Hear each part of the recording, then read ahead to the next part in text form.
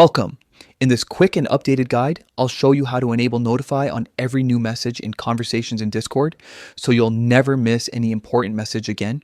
Whether you're part of a busy server or just want to stay updated in your private chats, these few steps will make sure you stay on top of every conversation that matters to you. Let's get started. First, open the Discord app on your phone. Once you're in the main screen, look toward the bottom right corner and tap on your profile icon. This takes you straight to your account settings page where you can manage everything related to your profile and preferences. Now, tap on the settings icon.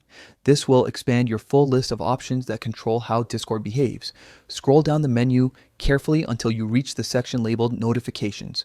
Once you're inside the notification settings, you'll see several options for different kinds of alerts.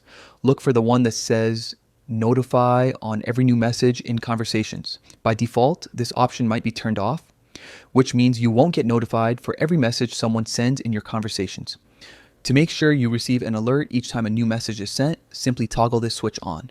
When you turn it on, Discord will now notify you every time there's a new message in your active conversations, keeping you fully up to date no matter how busy your chat